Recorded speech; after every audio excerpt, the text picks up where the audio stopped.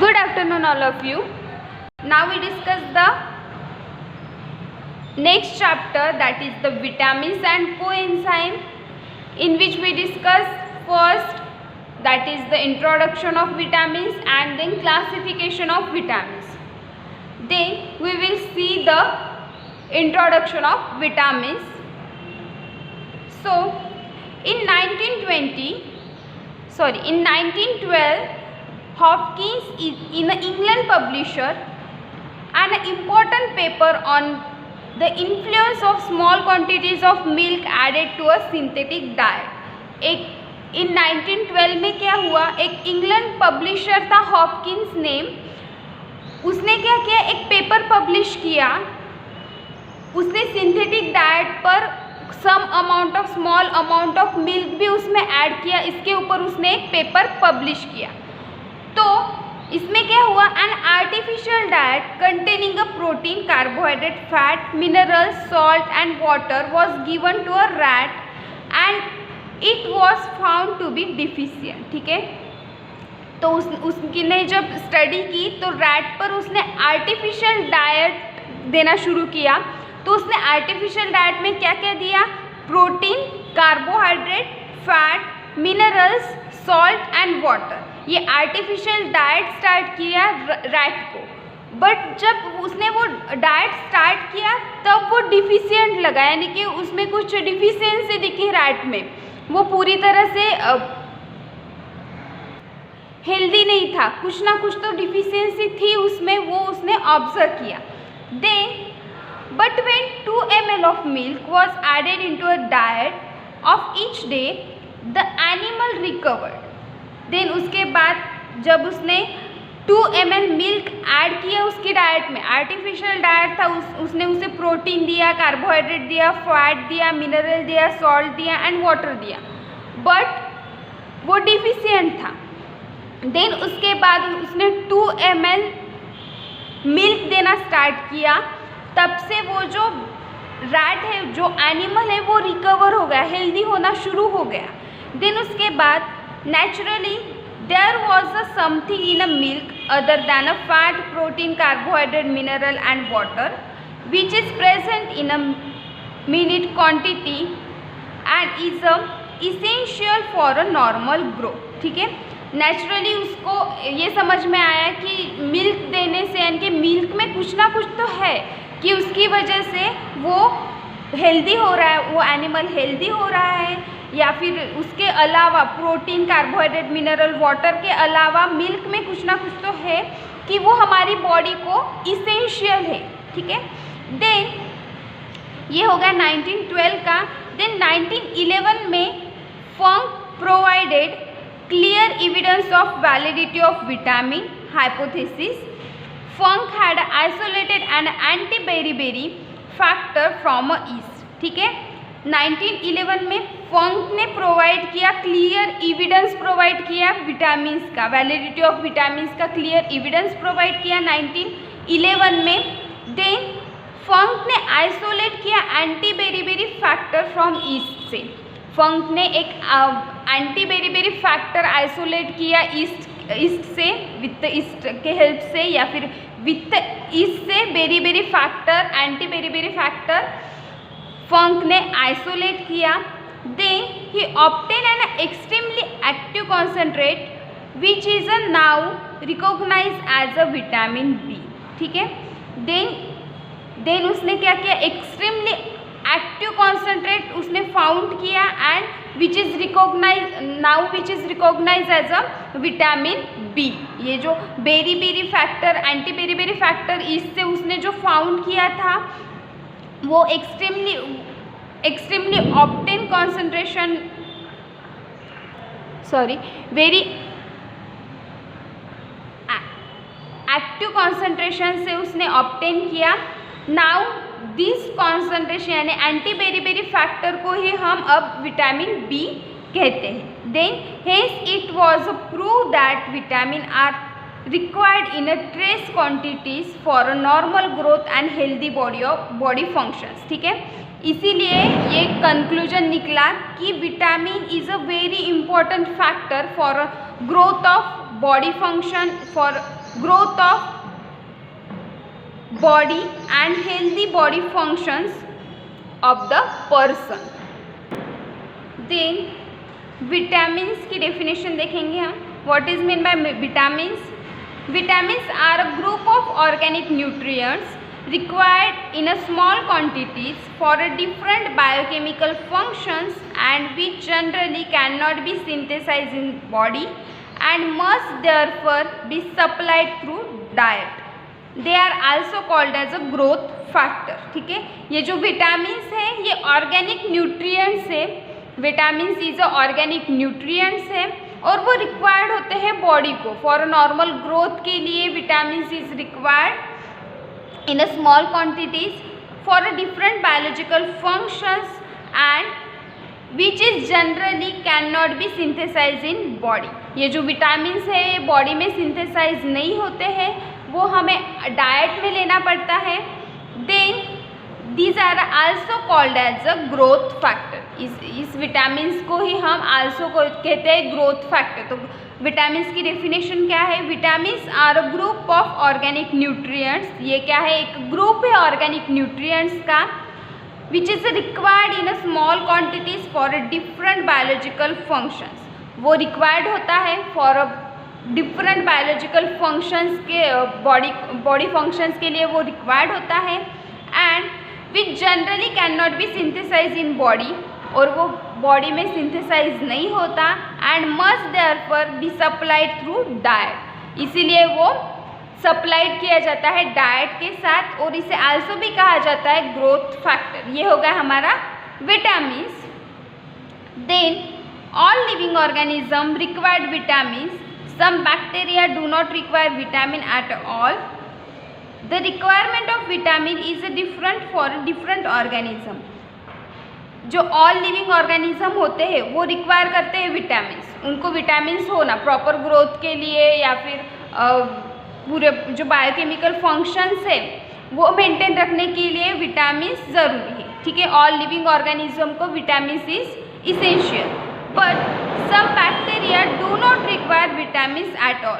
But कुछ ऐसे factors bacteria है कि वो विटामिन्स कंटेन नहीं करते. उनको विटामिन की कोई ज़रूरत नहीं, उसको कोई रिक्वायरमेंट नहीं होती है विटामिन्स की. The requirement of vitamins is different from a different organism. ये जो रिक्वायरमेंट होती है विटामिन्स की ये पर्टिकुलर ऑर्गेनिज्म के लिए पर्टिकुलर क्वांटिटी में चाहिए, यानी कि पूरी तरह से डिफरेंट होती है पूरी ऑर्गेनिज्म के लिए. एक ऑर्गेनिज्म के लिए अगर B1 विटामिन B1 ज़्यादा लगेगा तो दूसरे ऑर्गेनिज्म के लिए वही क्वांटिटी उसकी कम रहेगी. For example man and guinea pig can not produce vitamin C, that is the ascorbic acid, and are therefore susceptible to scurvy, whereas a rat can synthesize vitamin C and hence does not require in its diet. ठीक है, for example हमने देखा है कि man और जो गुनिया pig है वो सिंथेसाइज नहीं करते vitamin C, that is the ascorbic acid. Ascorbic acid वो सिंथेसाइज नहीं करते. ठीक है, उनको डाइट में से लेना पड़ता है. अगर उनके डाइट में अगर विटामिन C की कमी हुई तो उनको डिसीज हो सकता है which is a susceptible for the scurvy disease. Which is a susceptible for a scurvy disease, where as a rat can synthesise vitamin C. और वैसे ही जैसे कि यानी कि मैन और गुनिया पिग विटामिन C सिंथेसाइज नहीं कर सकते थे, बट रैट सिंथेसाइज करती है vitamin C and hence does not require in its diet. इसीलिए उसके डाइट में रैट के डाइट में विटामिन C अगर नहीं भी हुई तो भी चलेगा. ठीक है, ये हो गया हमारा example. Then now we discuss the functions and characteristics of vitamins. Vitamins are organic compound required in a small amount in a diet to maintain a normal metabolic function. Vitamin क्या है? ऑर्गेनिक कंपाउंड है और वो small quantity में हमारे diet में required करता है, इसेंशियल है for a normal metabolic function के लिए या फिर बायोकेमिकल फंक्शन के लिए, फॉर अ बॉडी फंक्शन के लिए और नॉर्मल ग्रोथ के लिए vitamin is required. Vitamin are wide spread occurrence in a nature both plant and animal worlds, ठीक है। ये जो विटामिन है ये ऑकर होता है नेचर में, that is the both plant and animal में वो प्रेजेंट रहते हैं। All common food stuff contain a more than one vitamin. जो फूड स्टफ होते हैं वो कंटेन करते हैं विटामिन, एक तो भी विटामिन कंटेन करता है, जैसे कि ऑरेंज विटामिन सी कंटेन करता है। Then vitamin are non antigenic, vitamin are effective when take orally. जब हम विटामिन ओरली टेक करते हैं, इनटेक करते हैं तो ज़्यादा इफेक्टिव होता है। Then the word vitamin comes from the Latin word that is the vita means life. ये जो विटामिन वर्ड है ये लैटिन वर्ड से आया है, vita means life. Then vitamin are organic compound in a food that are needed in a very small amount for growth and for maintaining a good health. ये जो vitamin है ये organic compound है in a food that are needed a very small amount for a growth and maintaining a good health and proper growth के लिए vitamin की बहुत ज़्यादा रिक्वायर्ड है, बहुत ज़्यादा इम्पॉर्टेंट है उसकी, और वो ऑर्गेनिक कंपाउंड है। Then we discuss the functions of vitamins. Vitamin are helpful for the health and life of body in following receptors. First, they build up the resistance of the body against disease. वो क्या करती है? Build up करती है resistance create करती है against the disease. एक हाथ डिसीज है उसके अगेंस्ट वो रेजिस्टेंस क्रिएट करती है। Then prevent and cure various disease causes by deficiency. Vitamin से बहुत सारे डिफिशियंसी क्योर करती आती है, प्रिवेंट करनी आती है। जैसे कि विटामिन सी से स्कर्वी होता है तो विटामिन सी के इंटेक से हम प्रिवेंट करते हैं वो डिसीज, ठीक है। Then stimulate and give strength to digestive and nervous system. वो स्टिमुलेट करती है एंड ज़्यादा स्ट्रेंथ देती है for a digestive and nervous system को वो स्ट्रेंथ देती है एंड स्टिमुलेट करती है। Then next function is health protection. Health protection को हेल्प करती है। Then help maintenance of proper health and normal growth.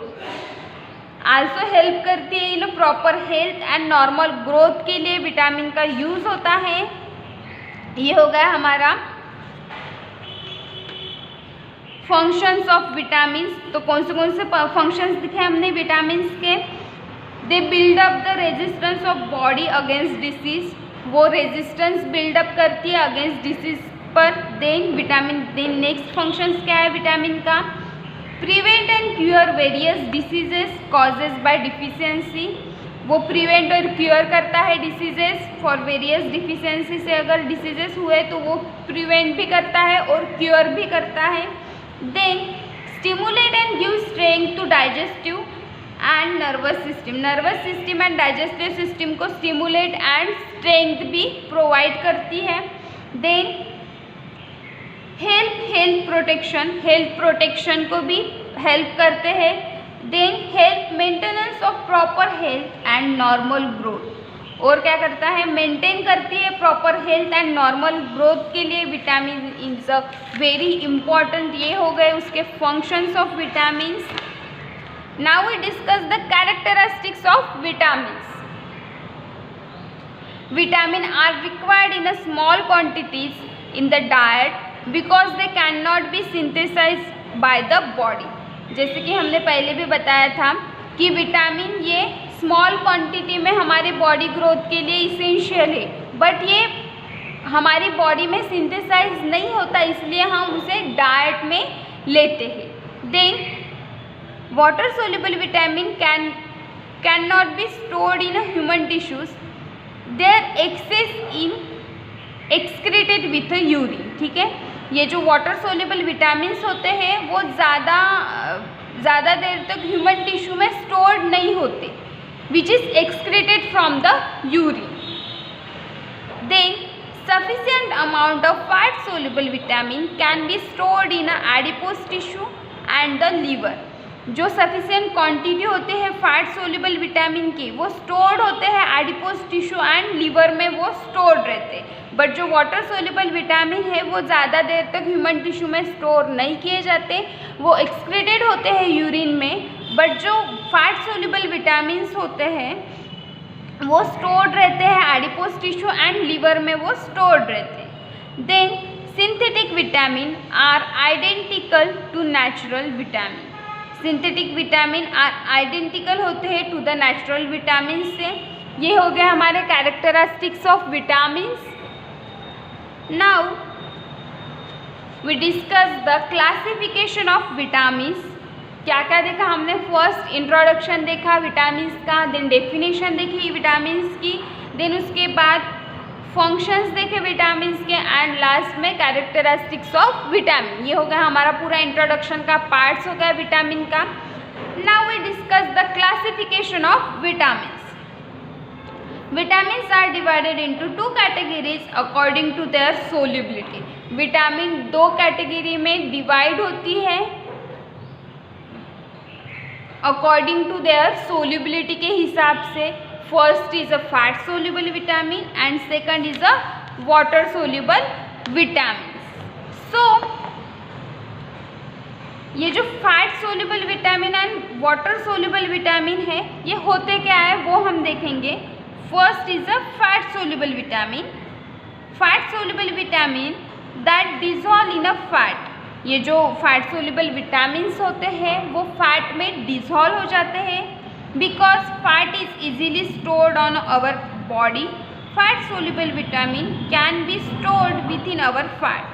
ठीक है, ये क्यों ज़्यादा सोल्यूबल हो जाता है फैट्स में? Because fat is easily stored and in our body. क्योंकि फैट ये इजीली स्टोर्ड हो जाते हैं हमारे बॉडी में. Then which is stored with in our fats. This means they can be accumulate and be saved for a later use. The fat soluble vitamins are A, D, E, K. Vitamin A, vitamin D and vitamin E and K. ये जो fat soluble vitamins होते हैं वो fat में easily dissolve हो जाते हैं. और ये जो फैट जो होते हैं बिकॉज ऑफ फैट जो होते हैं हमारे बॉडी में वो इजीली स्टोर कर देती है हमारी बॉडी में. And fat soluble vitamin can be stored within our fat. And these fat soluble vitamins are vitamin A, vitamin D, vitamin E and vitamin K. ये हो गया हमारा fat soluble vitamin. Now we discuss the water soluble vitamin.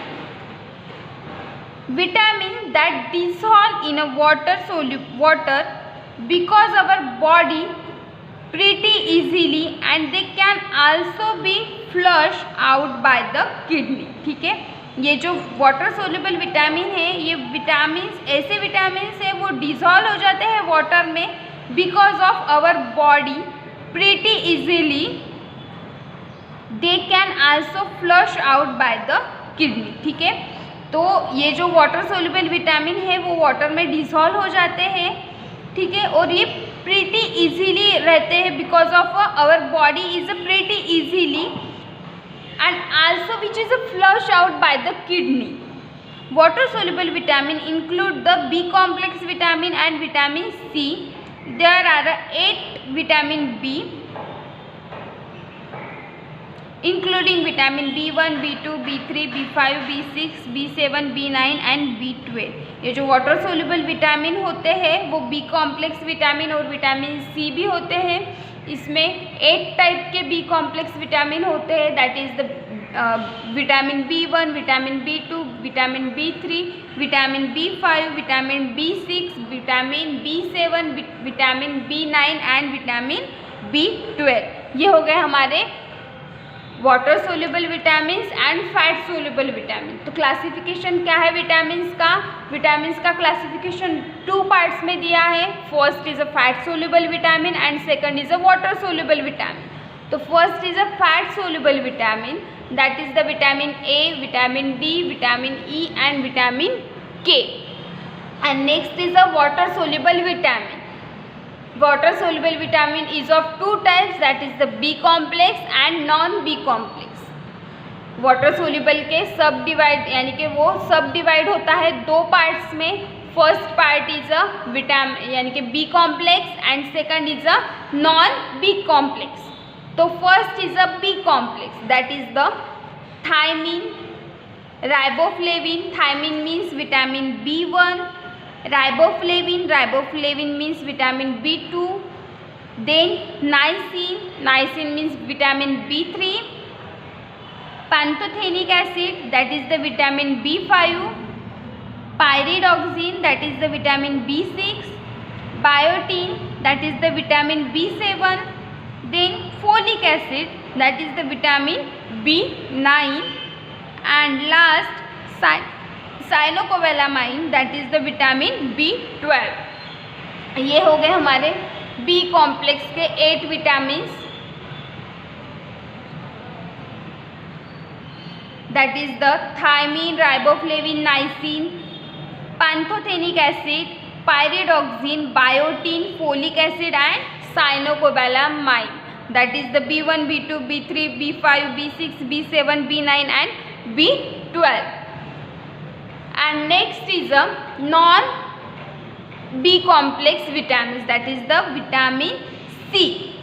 ये हो गया हमारा classification of vitamins. In next lecture we discuss the next, that is the fat soluble vitamins, vitamin A. तो आज के लेक्चर में हमें क्या क्या देखा? Introduction of vitamins and classification of vitamins. In next lecture we discuss the vitamin A. Vitamin A is a fat soluble vitamins. Thank you.